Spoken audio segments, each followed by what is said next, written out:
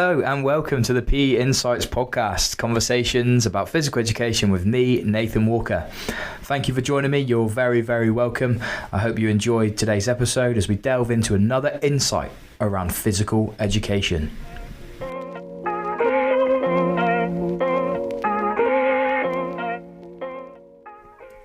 Hello everyone, welcome back to the PE Insights podcast. Happy New Year. I hope that 2024 is a very positive and successful year for all of you. Thank you for coming back and joining me on the PE Insights podcast. Lots of things to look forward to this year, and I hope that you continue to enjoy the journey with me. So the first episode of 2024 is a conversation between myself and Jon Campbell. Jon is a passionate physical educator who currently lives in the coastal town of Barry in Wales and is a head of physical education and a consultant for the PE Scholar team. Jon's recent work focuses on developing the curriculum for Wales from a holistic perspective. He's an advocate for meaningful physical education and has lots of positive messages to share around PE as a subject. I hope that you enjoy this episode as much as I did. There's lots to take away from what the curriculum for Wales is doing with their approach for PE, and hopefully that you'll find some key takeaway messages from this conversation. Welcome back. Again, thank you very much for your continued support, and I hope that you enjoyed today's episode. Morning, Jon. Welcome to the PE Insights podcast. Good morning, Nathan. Thanks for having me on. You're very welcome. Thank you, mate. Thanks for taking the time to come on and have a conversation with me. It's much appreciated. So let's start with a question that everyone gets first up. Tell us about yourself. About myself. So, long journey, mate, into teaching. So first of all, grew up in Barry, a coastal town in the south of Wales. Obviously, rugby-heavy town, coast, so lots of beach activities, so to speak. Went to a school called St. Richard Gwyn, where, interestingly, I'll kick it straight off the bat, and this is going to sound negative, but it's really not. I didn't pick GCSE PE at kind of 14, 15 because my experience at the time didn't resonate with me whatsoever. In fact, it was my history teacher, Mr. Bryan, who inspired me that teaching might be a career for me in the future. And I've always been a keen historian and continue to be this to this day.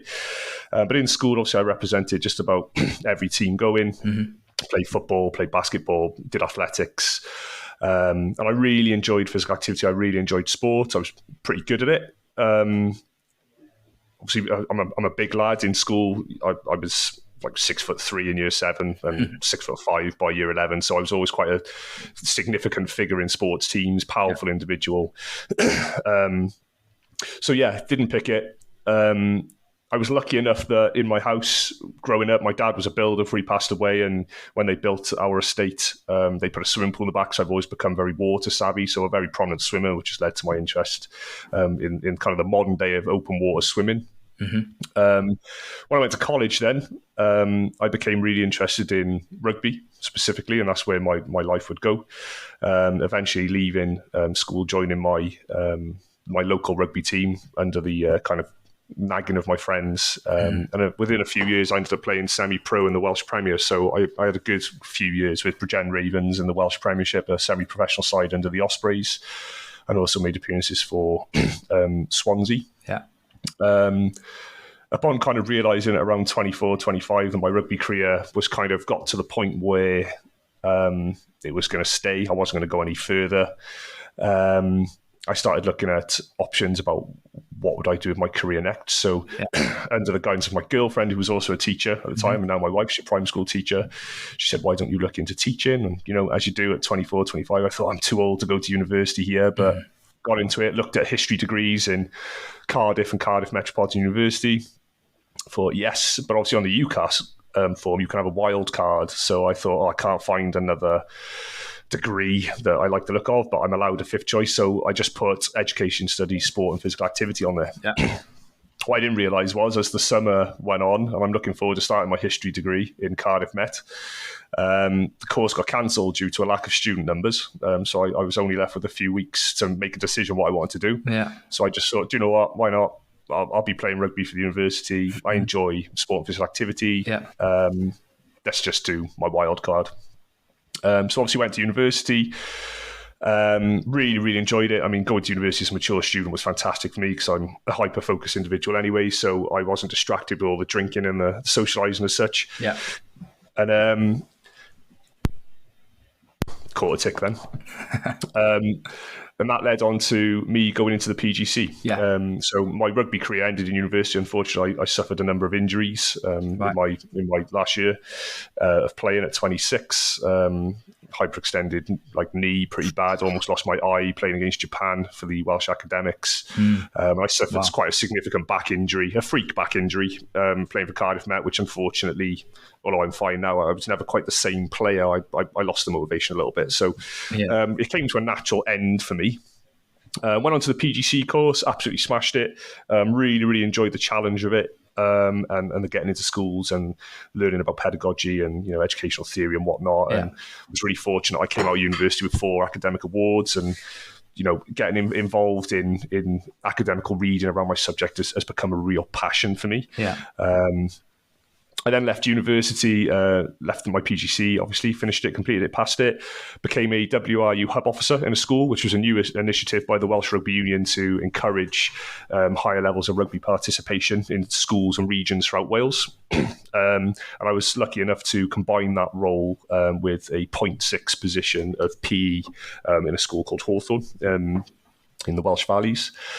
After a couple of years, became a head of department, head of year. So kind of invested a lot of my time and energy into the pastoral side of the school.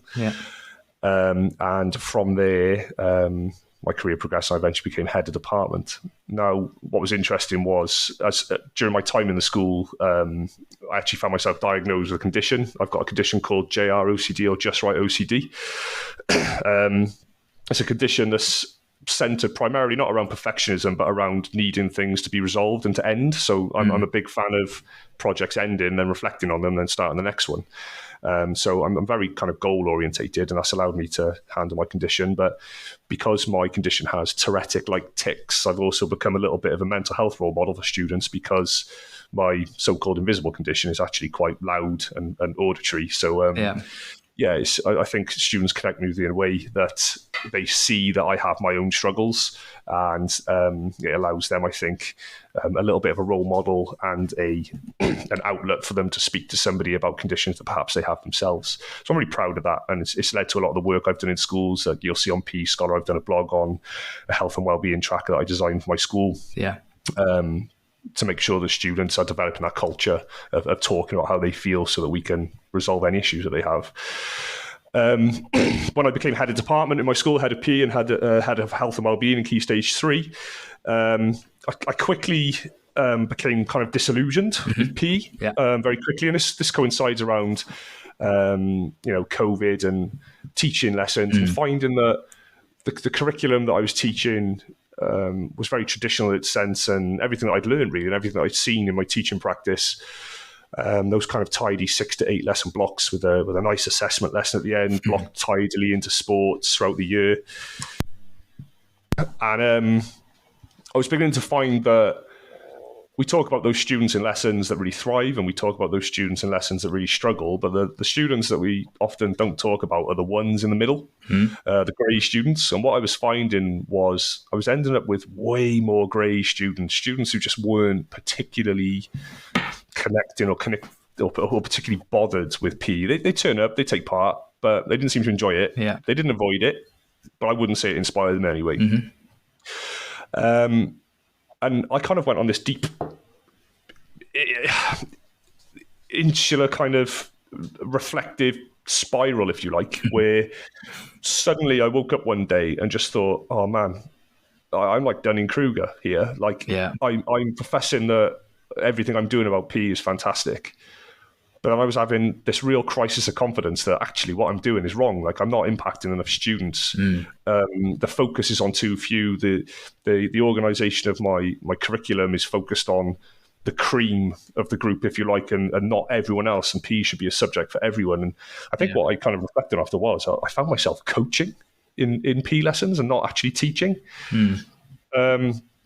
So I created a student voice activity, which basically listed 10 tenets of PE, kind of what would we call them? So we've got things like, what would you value in PE as a student? And I asked students to basically rank their 10 things. So I had things like happiness, enjoyment, mental health development, as along with sports rules and regulations, competitive sport provision. What do students want from their PE curriculums? Yeah. And to my absolute shock, in the 200 odd students that I interviewed, competitive sport provision, sport rules and regulations, and sport tactics and techniques development came the bottom of the 10. So they were 8th, 9th and 10th place in terms of my students' priorities and interests. And what really shocked me is that what they wanted from PE and what I delivered in PE did not match whatsoever. Yeah. And that is what was resulting in my disillusionment. And what we found was their top 5 kind of ranked wants from PE or desires, or the reason that they turn up to PE and what they want from it was that, number one, they wanted to experience happiness, enjoyment. So we're looking at meaningful PE. Mental health development came second. So obviously they want to develop confidence around their movement competence. And you could argue, of course, as they become more confident, maybe they would enjoy things like competitive sport more. Okay, so there is that argument. But mental health development is something they're looking at. They want to develop their self-confidence. They want to develop their bodies physically and engage in physical activity. But we can also see from their ranking that competitive sport wasn't the mode in which they wanted to do it. Yeah. And interestingly, developing leadership skills and social development and collaboration with others was really, really high on their priorities. So I had to stand back and go, basically, my PE curriculum is too focused on the physical, which, of course, it should be in PE because that is our lane. We do need to stay in it to a large extent. But my students were screaming out for this holistic approach, which we currently weren't really offering.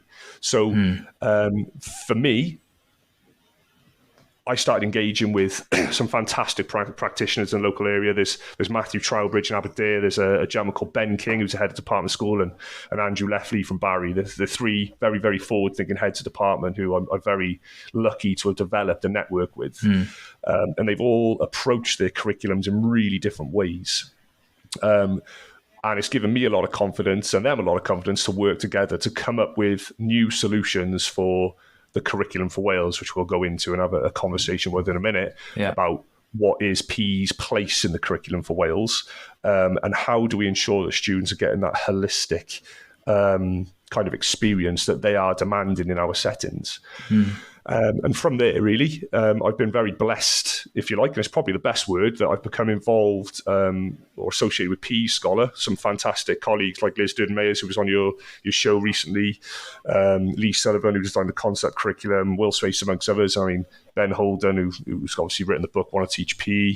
There's some fantastic practitioners in that group. And Vicky Randall was on your show the other week. I mean, her podcast was really inspiring for me. And in fact, I'm going to quote her a little bit later on. You'll love that. I find now that my views of PE, my practice, my why, if you like, is really being challenged by those people. And I think that's going to be really, really important for me moving forward in designing effective kind of curricular provision for the curriculum for Wales. Yeah. So tell us, I think we can kind of link into the main section now, if you like. So you've explained why sort of your experiences of physical education, and they weren't as positive as they might have been. I think it's safe to say that. And then when you move through your journey, you've started to kind of develop a passion for physical education. Why is it then so important, or do you believe it's important for young children? Well, like my experiences, although weren't as great as they could have been, and perhaps my relationship was that I enjoyed the pain of physical activity. I think that sounds like a really strange thing. My favourite thing and the joy I get from physical activity is that feeling when you've really busted a gut and you feel like you want to be sick. That's my joy, weirdly. That's what I get from it. But in terms of why is PE important to me and young people, is that firstly, on a personal level, I think you're born with certain tools in life. And you obviously have your mind, your brain, your social connections, and your body. And no matter the ailments or inflictions that any one of us may experience in life, we all have some capacity to embrace our body with movement. And I think movement allows us to engage with and navigate the world around us, and not only in the pursuit of kind of experiences of joy, But it also provides us safety and security against things that may cause us harm. Yeah. And I think having that confidence in our ability to move in any given situation, whether that is walking down the park, somebody kicks a football over to you and you kick it back, and having the confidence to do that, or having the confidence to hop over a fence because a dog's chasing you. I think having that confidence in your movement skills is vital for your happiness, but also your safety. And I think that's something quite overriding you've got to consider. You've got to then consider, for me, on a curriculum for Wales perspective, Wales performance, if you look at the Active Healthy Kids Global Matrix that they do, I mean, Wales performance in that was eye-wateringly bad.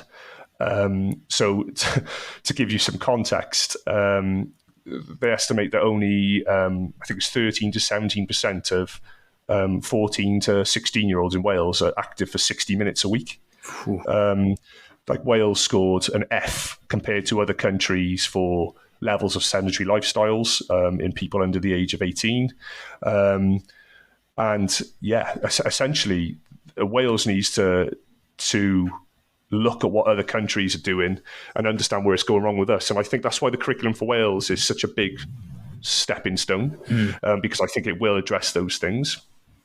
But my worries about kind of movement and my hopes for movement for people has kind of led to me developing my intent, or my own why, and articulating my why, which, if I could, would be to facilitate holistic and equitable experiences in physical activity and physical education that essentially maximize the capacity of every learner to fulfill their physical literacy journey. And through this, you seek to obviously enthuse and inspire all to choose meaningful forms of movement for performance, health and well-being, and their wider human flourishing. So I think the connections with not necessarily just performance, but health and well-being and their human flourishing is absolutely enormous. And for me, the reason physical education is so important specifically is because eventually these students will leave school. And I won't be there to direct them or facilitate these kind of movement opportunities, and they have to become independent and visible learners who are going to go on and take advantage of these physical opportunities. So physical education is important because it's an opportunity for us to design ourselves out of the process as teachers. Yeah, that's links to what Liz said in a recent podcast episode about designing themselves out. Yeah. When did you, just out of interest, when did you formalize that, or how did you get to coming up with that statement, your philosophy? Because it is quite, it's well thought out. It's very clear. And when did you kind of formalize that? It's a combination of a couple of things, really. It's my wider reading about what is the purpose of PE, which is obviously a hotly debated topic, but it's a big reflection on my own experience of PE. Right. Now, when I was in school, I did open the kind of podcast saying that I would describe my experience of physical education as almost a negative. I certainly didn't mean it was a negative. What I mean is it didn't inspire me to continue in a formal way, as in GCSE, to play sport, because all I saw physical education was sport. I already knew I was good at sport, therefore I didn't need a certificate to tell me that, because I was involved in clubs outside of school, and that's how my brain worked at the time. What my PE teachers did bring me, though, was fantastic relationships. My teachers at the time, Mr. Neil and Miss Howells, were two of the warmest people you'll ever meet, and their levels of empathy were fantastic. Now, when I speak to anyone I went to school with about what were your experiences with PE, people always speak about it really positively. Not necessarily because of the activities we were doing, which were heavily sport focused, but they talk about, and they always reference, the level of comfort and the experiences that they had coming to PE. They always felt safe. They always felt listened to. They always felt like their opinions were valued. So although perhaps in the 90s, which is when, late 90s when I did PE, the landscape of how PE delivery was obviously very different to how we're trying to move it now. So those teachers were just operated in what they knew at the time. And I get that, and that's fine. You can't critique that. But for me, what it did bring is that need for equitable experiences, that need for developing individuals' physical literacy journey by empowering them to make decisions and getting them involved in things and listening to their concerns and their worries and helping them choose what they were trying to do at the time to the best of their ability, meaningful forms of movement. So yeah, I would say, although my PE experience didn't encourage me to select PE, what it did do was contribute towards my wider human flourishing in my ability to make relationships with people. Brilliant. Because they modeled that to me so well. Yeah. Okay, that makes sense. So tell us a little bit more about this curriculum for Wales then. You're involved in the development of that. Let's maybe explore the curriculum that. for Wales. I'll give you a little bit of context first. So the curriculum Wales is a really massive policy shift, very much similarly in line with what happened in Scotland a few years ago with the Donaldson report. Donaldson came down and looked at the Welsh curriculum, basically saw it not fit for purpose and saw that essentially we need to change a lot of things. So, the introduction of the curriculum for Wales has provided a real significant shift in our landscape. And it definitely departs from the traditional structures, if you like, of the old 2008 national curriculum that it's replaced. Mainly because the curriculum for Wales represents a real comprehensive reevaluation of what are our goals, what do we want students to come out of school with, the pedagogical approaches that we take as teachers and schools to get them there, but also it kind of reinvestigates and raises the importance of the role that students themselves play in the learning process. So for PE teachers in Wales, where I would argue from working with colleagues throughout the country, that kind of stubborn sports technique-driven curriculum has become really, really well embedded over the years. And I'm not saying there's anything wrong with that. But if we look at things like the global matrix, we can obviously say that perhaps it doesn't connect with students because it's not having the impact we hope it did. So this kind of curriculum for Wales change in the terms of introducing something called a health and wellbeing AOLE and making students more responsible for their own learning should encourage and push PE teachers in Wales to reflect on their own personal whys, like I have, and really begin to adapt what they're offering. So if we think back to the previous curriculum, our PE teachers in Wales have always devised approaches on what was a pretty rigid prescribed body of knowledge, as in what activity areas we had to teach, what integral skills they were, whereas the curriculum for Wales moves away from this approach and it grounds our teaching and learning through a really holistic lens where the growth of the student is just as important as the skills and the knowledge they develop in a certain subject. So we're looking to develop the people, not just the learning. So this approach, I believe, and it certainly aligns with how I like to teach, is that is a deeply meaningful approach to students. In addition, of course, the curriculum for Wales ensures that schools have to emphasise the nurturing of learner well-being throughout their curriculum and their teaching. So this is that acknowledgement that social and emotional growth alongside the physical is just as important, if anything, equal to academic attainment in ensuring that our students leave our school gates with the requisite tools to succeed in later life. So the curriculum itself, like PE as a subject, has disappeared, and the curriculum for Wales has replaced it with an area of learning, if you like. There's 6 areas of learning experience, or AOLEs as I'll call them, and health and well-being being one of them. But what you'll find is, although physical education doesn't appear in the curriculum as a subject, a lot of its elements that are presumed and understood curriculum delivery-wise fall under the health and well-being's AOLEs, what we call what matter statements, or the key indicators of learning or progress.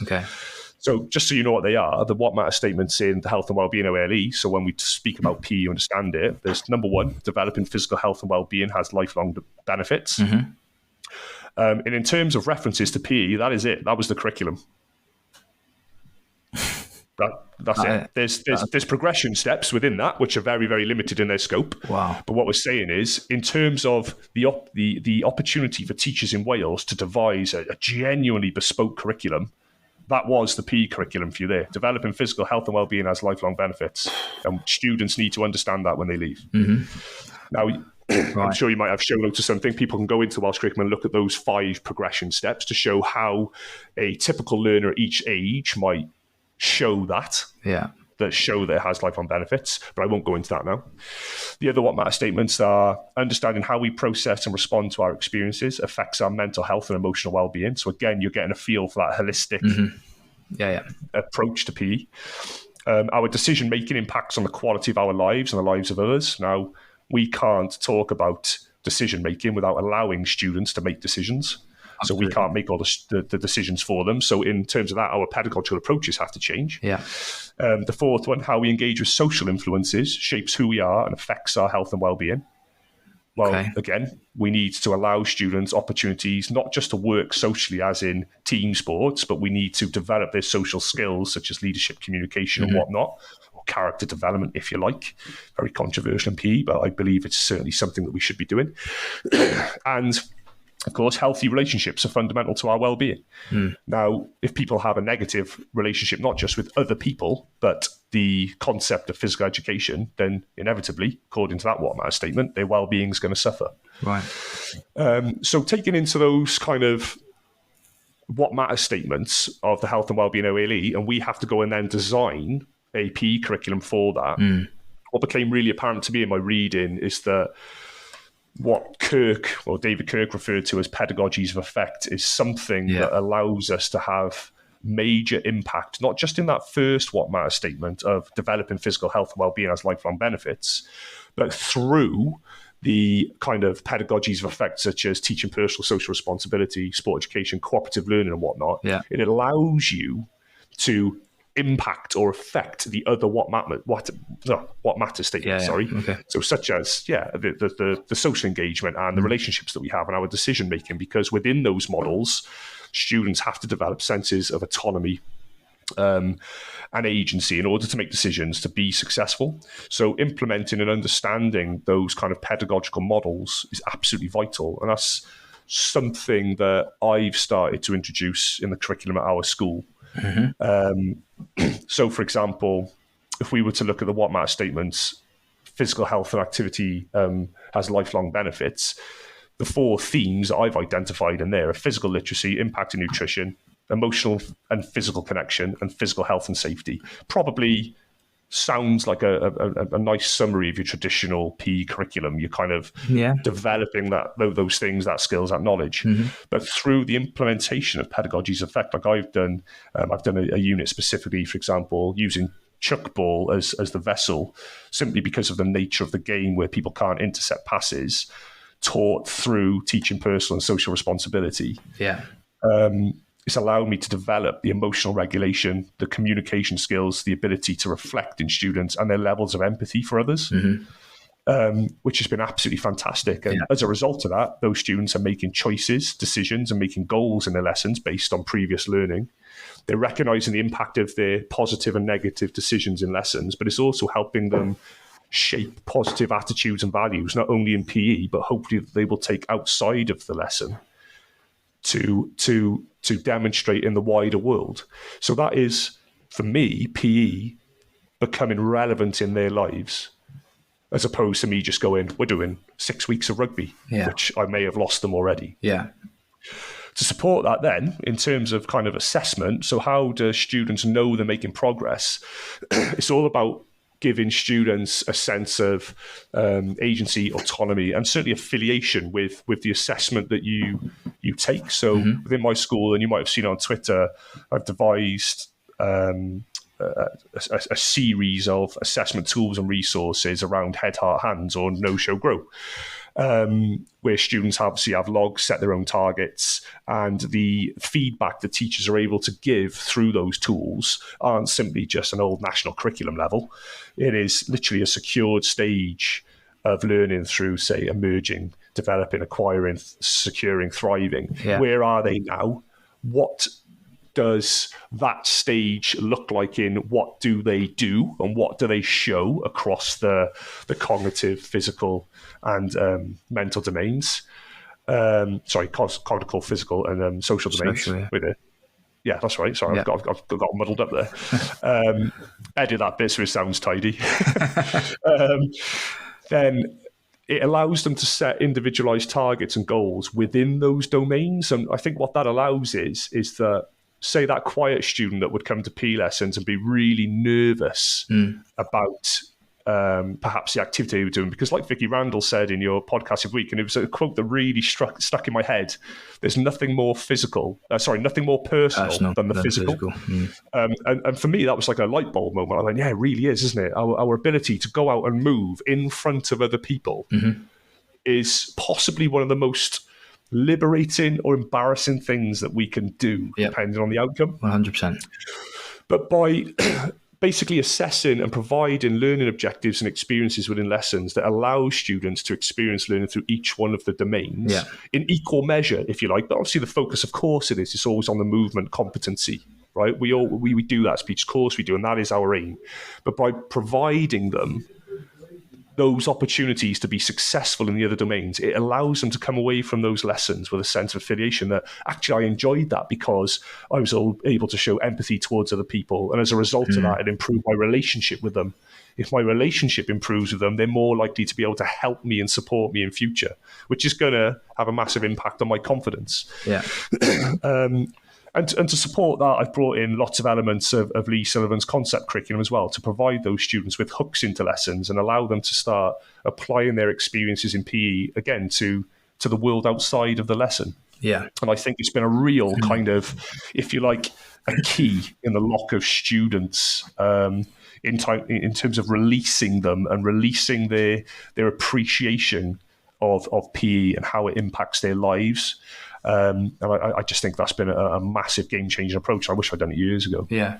So a couple of things that you said that stand out to me are the intentionality between the activity choice and the pedagogical choice, because you talk about using Chukball and TPSR and the nature of that. So you're an ambassador for considering what the overarching theme is and then really considering the activity. Absolutely. And the style of delivery. Yeah, I think when you reorganize your priorities about how you make pedagogical decisions, it becomes quite simple. So, from what I learned from Will Swace, he's got me to go start with your why. So my why is obviously my intent, which I've described earlier. Then it's your why. Why am I doing this? So why am I doing this? Who am I doing this with or to? So who are my students? Not all students are the same. Every centre, every community is completely different. And, you may have some communities that require high levels of competitive sport because the social ecological model and the socioeconomic model of where they are allows them the opportunities to go and do that in the community. And it's, it's ingrained in their families like we do. But I'm in a school which doesn't have that. Yeah. So I have to seek opportunities to engage students in movement which is perhaps outside of the traditional offer. Then you consider the what did I say? Sorry, you're gonna have a little gap here. So you had the why, the who. So the who, the how. Okay, so the how. So that for me is what are they going to be learning? How am I going to get them to understand what I need them to understand? And for me, that's the pedagogical model of choice. And you can refer to Mostyn and Ashworth's spectrum of learning and styles and whatnot, and there's loads to choose from, and I'll leave listeners to go away to look at their own versions of that. But for me, that is selecting how am I going to approach this, and the activity itself is the last bit. It's the what. Now, for example, when I'm trying to do develop the whole person and use these pedagogies of effect with TPSR, sport, ed, cooperative learning, the activity can be really important. So the reason I chose Chukball for TPSR, and then previously I've used things like Kinball, because, for example, in order to make a strike to score a point, your whole team needs to be touching the ball. Therefore, people have a personal responsibility to uphold the social responsibility of all getting involved in that shot, because you can't succeed without everyone. In Chukball, what I really liked is when working with students who perhaps have negative relationships with each other and bicker and are keen to shouting out, if you introduce an activity where actually you can't intercept the ball from the other team, which allows the other team the opportunity to be successful in their skills of passing and pass selection. But it also teaches people restraint, because they've got to go against their instincts and their initial impulses to intercept the ball, which can help contribute towards providing a barrier to their instincts or their impulses to shout out at someone else in another situation. So it's that active learning or that visible learning that actually they're making decisions all the time, that it's going to improve them not only as kind of movers, but improve them as people, which is just important. I love Duke for that, because Duke Ball is one that does challenge instinct from the start, doesn't it? Because it's multi-directional. So they come onto the playing area and they're like, right, I'm not going one way, I can go both ways. Then the second thing is, right, when the ball's coming back towards me off the Duke, then I don't want to catch it if my team are trying to score. There's lots of instinct challenges within Duke Ball, and to link the instinct challenge to a learning objective is quite a clever way to do that. And the point I'm trying to make is that it's quite, the example you've given is quite clever in a sense of how you can intentionally use activity objective to reach a holistic target. I remember Vicky said about students being first, physical education being second, and then the activity being third, in that sort of order. And you're saying similar things here, as the activity does come at the end. Of course it does. But the student their needs is the first and foremost importance. 100%. It's people first, movement second, and then activity last. If anything, the activity you select should be the last consideration, because it's probably the least important thing in terms of all of your decision making. But it is also the thing that brings all of the information involved in your decision making together. That's the thing. My point is, it shouldn't be activity being left last shouldn't mean it can be any activity. There still needs to be a real careful consideration of the activity to assist in your intention. So this is why you mentioned before, do I think of kind of wider learning themes or concepts first? I've moved away from those traditional schemes of work of, right, this week we're going to learn passing, then we're going to learn movement, then attacking, then defending. Because if you can't access the learning from the previous lesson, how are you supposed to access the next lesson? So you get lost immediately. And I find what a lot of centres end up doing is essentially repeating the same block of 6 lessons every year. Because students haven't progressed in that time. So one example, from a teaching games from the standard approach almost, and looking at, let's take, for example, maintaining possession. I don't go, right, we're going to maintain possession, we're going to do this through rugby, and we're going to play games that look a bit like rugby to make us better rugby players.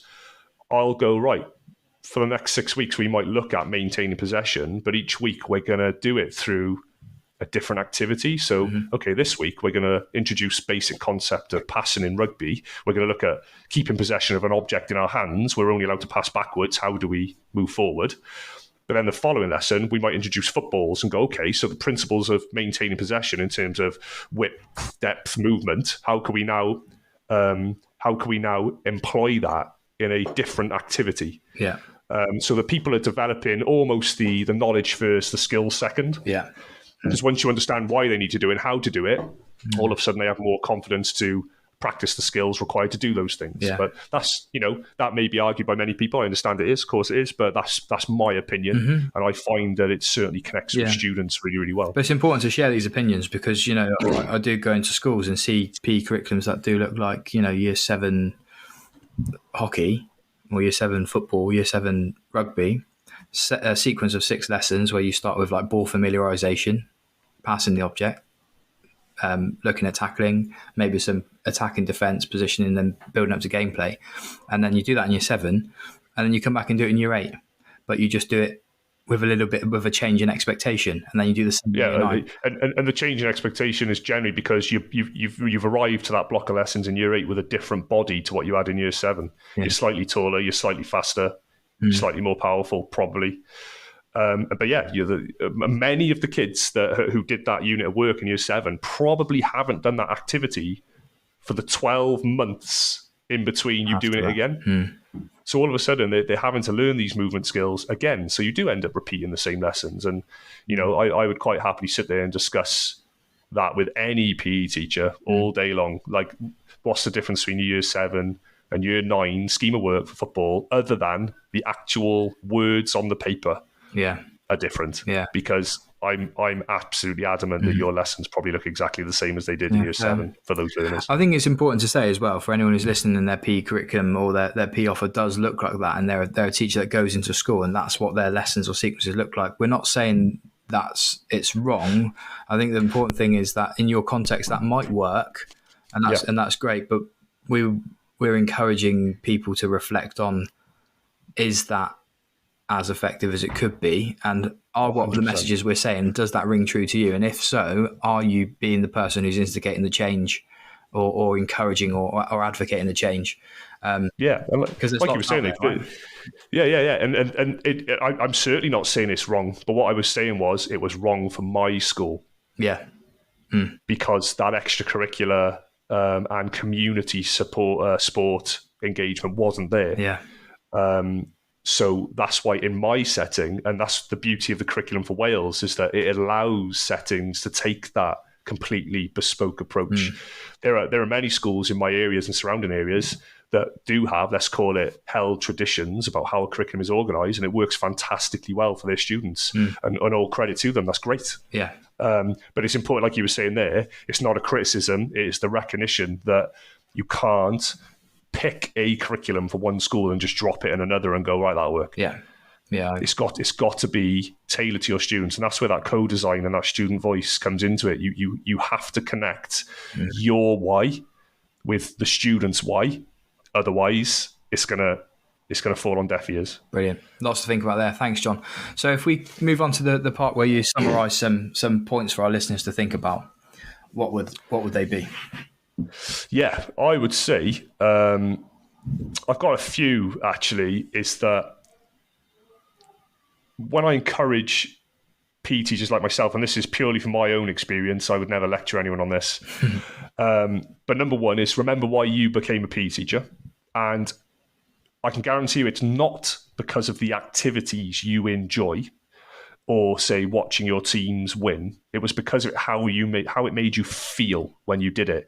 Now, it may be because it made you feel good when you won something. It may be because you feel good when you participated in something or achieved something. But ignore the outcome. It was because you felt good. So you've got to make sure that the environment that you create allows learners to experience those feelings, whatever it is that causes them to feel that way. And your pedagogy and your decision making should absolutely be informed by what makes them feel joy, not what makes you feel joy. Empathy, you've got to have empathy for your students, and I'll reiterate what Vicky Randall said. There's nothing more personal than physical. So people first, movers second. Develop those relationships, just like my PE teachers did with me. Even if your subject doesn't connect with them as people. Another one is, and this is heavily influenced by David Kirk. He said it on a podcast. I can't remember where I heard it before. In any approach that you make, just do no harm. So it can take years of perseverance to get students engaged in movement. And when they're finally in it, it only takes one bad moment or a trauma, if you like, in that environment to completely change the relationship that they have with movement. So no matter your decision making on any given day or any given time, do no harm. And I've developed a bit of an analogy for myself. My one is always critically reflect on yourself at all times. So, I've begun to see it like teaching and learning is a little bit like a river, and it should flow. It should always flow.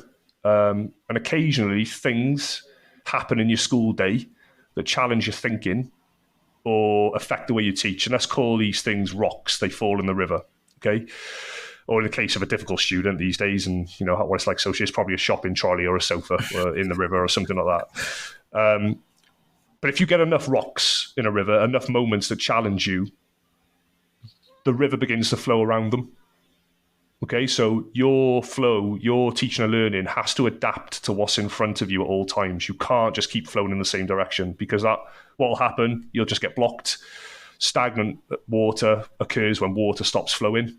And, still water is a recipe for the status quo. So keep flowing at all times. Flow around those rocks, adapt your challenge, keep moving forward. So within that, it's kind of referring back to Hattie's being a visible learner. So set clear goals, seek feedback at all times, reflect on your own learning, ask questions of people, engage in professional discussions, identify learning tools that help you, monitor your own progress. adapt your strategies. And the one for me is help others learn. I've become really proactive in developing resources for other people and sharing what I'm doing, whether they think it's useless or good or what. I'll share it anyway because if it helps someone, great. And to stay open-minded, don't be, and we say this in PE a lot, that PE as a subject develops resilience in learners and it develops this adaptability that other subjects doesn't do. And I'm like, yeah, but PE can obviously adversely affect resilience and adaptability by people having negative experiences. And probably the ironic thing about the PE community is that we preach these tenets, if you like, these things that PE develops. But as a community, and you can see it in the debates on Twitter sometimes, is that we can be, as individuals and as practitioners, incredibly rigid in our thinking. And actually, when presented with the notion of change or adaptation, we become really reluctant. And we're like, well, that's not going to work. And the first thing we do is defend ourselves. But stay open-minded and look at what's happening somewhere else and why is it working. I've been looking into like the New Zealand models around culture and PE and health and wellbeing. I've been blown away by it. It's amazing. And I'm just thinking, oh, they got that and we can't do that. So yeah, definitely, mate. You've got to keep that river flowing. Don't become stagnant body of water because longevity without reflection is just stagnation. That's all it is. Mate, I love that analogy. That's a brilliant analogy. I'll hope the listeners enjoy that analogy as well. I'm going to share that with our trainees. It's a really good one, really powerful one. And also, a lot of it rings true. You talk about sharing practice, whether people like it or not. That's what I'm doing with this podcast. I'm getting episodes out there for people to listen to. If they find value in it, brilliant. If they don't, it's no skin off my nose. People will either listen to it and take things away or they won't. But it's the process of sharing, right? That's important. Absolutely. Like I've got major imposter syndrome today, but I'm not afraid to just share what I think about things. And hopefully people will disagree with it and people may agree with it. But, it's nice to have that conversation around things because that's how I learn as well. Yeah. And you only grow by people disagreeing with you. And my biggest one is that nothing I do is my original thought. Nothing, absolutely nothing. I've come up with nothing unique in PE. So don't be afraid to stand on the shoulders of giants. I mean, I rely heavily on the work of like Hellison, people like Ash Casey, Lisdon Mayers. Yeah. David Kirk's been a huge influence on my attitude towards PE. So constantly read, ask, approach people, contact them directly and just say, what do you think about this? Yeah. And I think when you begin to realize that you don't have to invent the wheel yourself, and actually there's so much good work out there for you to look at and try yourself. I mean, you will become more confident. You will see your students enjoying the experience more. And ultimately, that's what's going to contribute towards them kind of embodying that confident mover in the outside world and later in life. So, do it. Jon, it's been an absolute pleasure. Thank you so much for joining me and sharing your thoughts and your insights. I've loved it. There's lots of key messages in there. Again, I say this at the end of every episode. Please reach out to Jon if you want to continue the conversation. Retweet or post any comments on Twitter about what you've heard today. I'd love to hear your feedback. So, Jon, thank you for coming on and sharing your thoughts. Oh, my pleasure. Thank you for having me. I hope it's useful to somebody out there. Yeah, that's the thing, right? If somebody listens and someone takes something away from it, it's worthwhile. Thank you very much. Hope you enjoyed the episode. I did. Thank you, Nathan.